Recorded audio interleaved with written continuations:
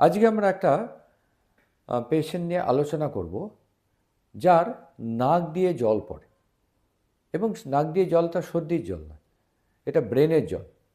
আমাদের ব্রেনে এবং স্পাইনাল কর্ডে এক ধরনের ফ্লুইড থাকে, ফ্লুইডের মধ্যে ব্রেনটা ভাসে, তার নাম সেরিব্রো স্পাইনাল ফ্লুইড।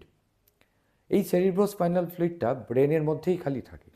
ব্রেন এবং নাকের মধ্যে এরকম একটা পার্টিশন থাকে, স্কাল বেস বলে, যার ওপরে সে জলের মধ্যে ব্রেনটা ভাসে। কোনো কারণে এই পার্টিশনে যদি কোনো ছিদ্র হয় তাহলে এই জলটা নাক দিয়ে বা কান দিয়ে বেরোতে পারে। নাক দিয়ে বেরোনোটা কমন, সেটা অনেক সময় আঘাত লাগার ফলে হয়, অনেক সময় সেটা নিজে থেকেই হয়। এই ভদ্রলোকের অনেক ছোটোবেলা থেকে পড়তো, কিন্তু কোনোভাবে এটা বাড়ির লোক যত্ন নেননি বা উনিও অত খেয়াল করেননি। রিসেন্টলি জল পড়া বেড়ে যাবার পরে উনি আমাদের কাছে আসেন। তখন দেখা যায় এই স্কাল বেসে একটা অনেক বড় ছিদ্র আছে, যার দিয়ে শুধু জলই নয়, ব্রেনের অনেকটা অংশ নেবে এসছে নাকের এত অবধি। ফলে আপনারা যেমন ছবিতে দেখছেন যে ব্রেনটা পুরো নিচে চলে এসছে একটা হার্নিয়েশনের মতন, একে বলে এনসেফ্যালোসিল। এটা বাচ্চাদের হয়, কিন্তু এই বড় বয়সে খুব রেয়ার।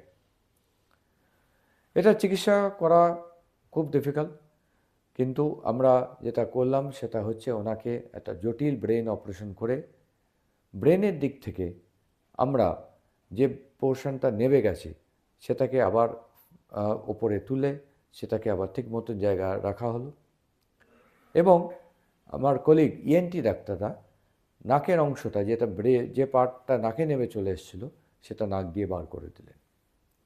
এই কম্বাইন্ড টিমওয়ার্কে সময় লাগলো মোটামুটি প্রায় 3 থেকে 4 ঘন্টা, এবং এই মাইক্রোসার্জারির ফলে পেশেন্ট সম্পূর্ণ সুস্থ হয়ে গেলেন।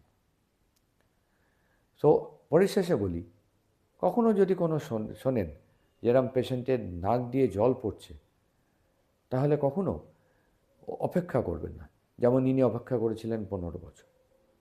নাক দিয়ে যদি জল পড়ে এবং সেটা সর্দির জলের মতো না হয়, কলের জলের মতো পরিষ্কার হয়, তাহলে সঙ্গে সঙ্গে কোনো নিউরোসার্জনের শরণাপন্ন হতে হবে এবং নানা রকম এমআরআই, সিটি স্ক্যান করে ধরা পড়বে যেরকম কোনো ছিদ্র আছে কিনা।